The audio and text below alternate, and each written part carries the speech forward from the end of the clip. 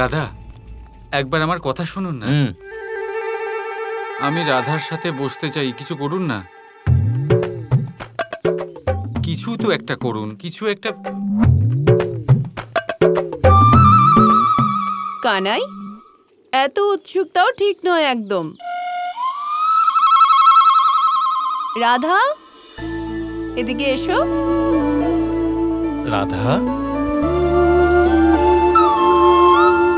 এদিকে এসো, বাবার সঙ্গে চলো।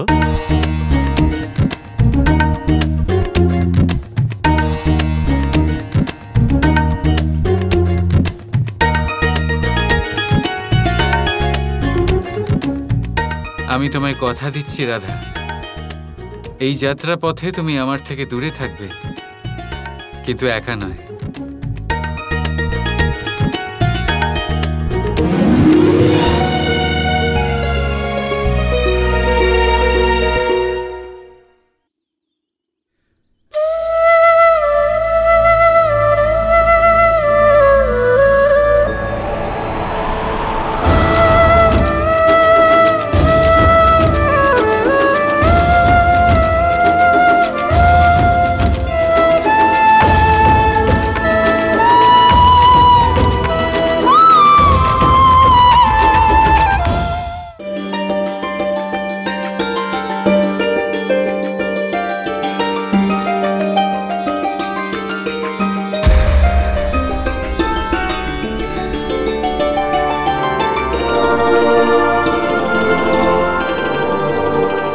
আপনাকে স্বাগত জানাই বৃষভান মশাই। আপনার সুবিধের জন্য এখানে আপনার থাকার মতো সমস্ত ব্যবস্থা আমি করে দিয়েছি। আজ আপনাদের সকলকে আমাদের গৃহেই থাকতে হবে। ক্ষমা করবেন, আপনার বাড়ি একটু দূরে অবস্থিত। তাছাড়াও আমাদের এখানে আসার কারণ ইন্দ্রদেবের পুজো, তাই জন্য আমরা এই পুজোস্থানেই নিজেদের শিবিরে থাকব। যেমন আপনার ইচ্ছে।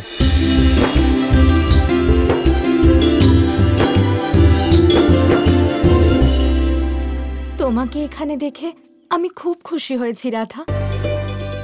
বড়রা সবাই এখানে থাকবে, কিন্তু তোমরা আমাদের বাড়িতে যাবে তো?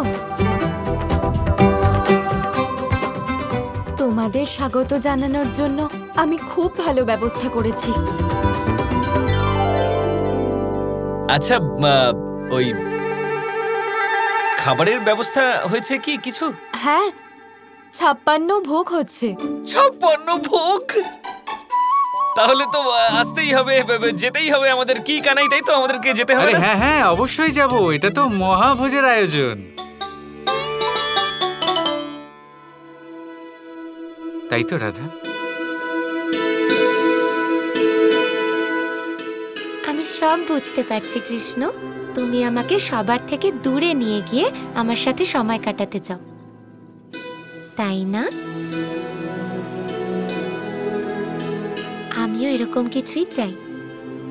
আর জানো, আমার মনে হচ্ছে যে আমরা বিবাহ লগ্নের নিকটে পৌঁছচ্ছি।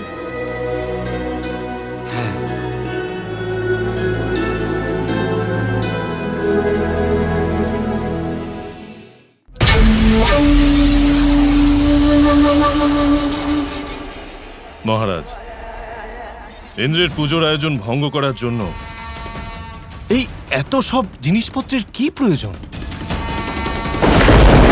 আমি শুধু যজ্ঞ ভঙ্গ করতে চাই না ক্রূর, বরং আমি ইন্দ্রকে এত অপমান করতে চাই যাতে ও ক্রোধের আগুনে পুড়ে যায়।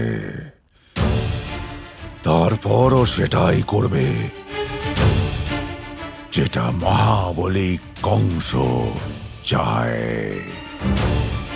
যাও ক্রূর, এই সমস্ত সামগ্রী খুব সাবধানের সহিত জটিলার আয়নের কাছে পৌঁছে দাও। যাও। যে আজ্ঞা মহারাজ। সমস্ত সামগ্রী আমার কাছে নিয়ে এসো।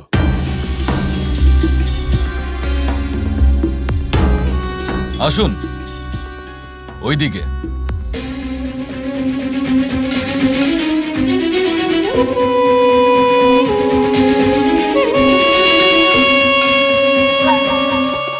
এবার আমি যজ্ঞ আরম্ভ করে আমার আরাধ্য ইন্দ্রদেবকে আহ্বান করব।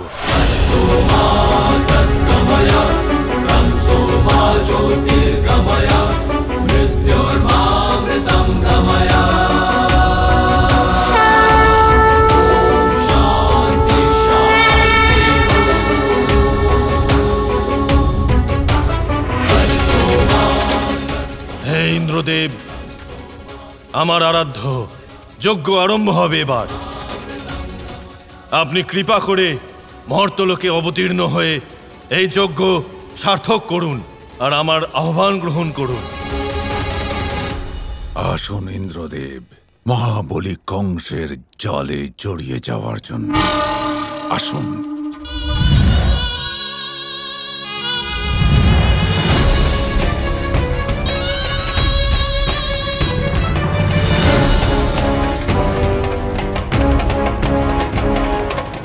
দেখলে কংস, তোমার ধারণা সম্পূর্ণ ভুল ছিল। কত বিশাল যজ্ঞ আয়োজন করা হয়েছে আমার সম্মানের জন্য, দেখো।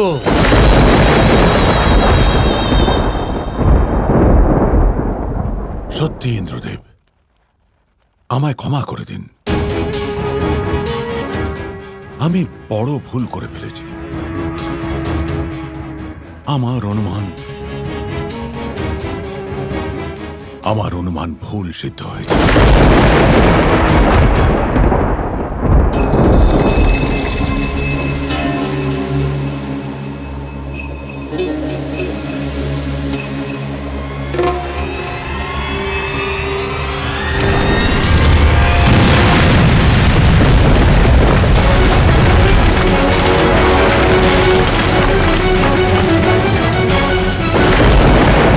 অনর্থ, ঘোর অনর্থ, যজ্ঞ ভঙ্গ হয়েছে।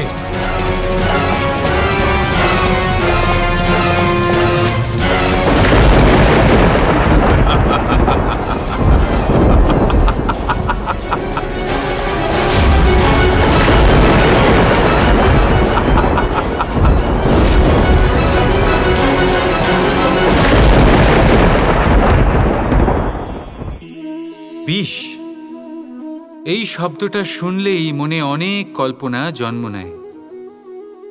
কল্পনা অসহ্যকর তিক্ততার, কল্পনা অত্যন্ত বেদনাদায়ক মৃত্যু।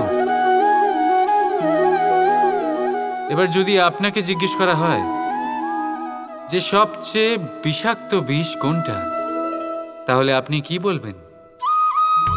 কেউ বলবে সর্পের বিষ, কেউ বলবে কাঁকড়া বিছের, কেউ বলবে কালকেউটের বিষ। কিন্তু না,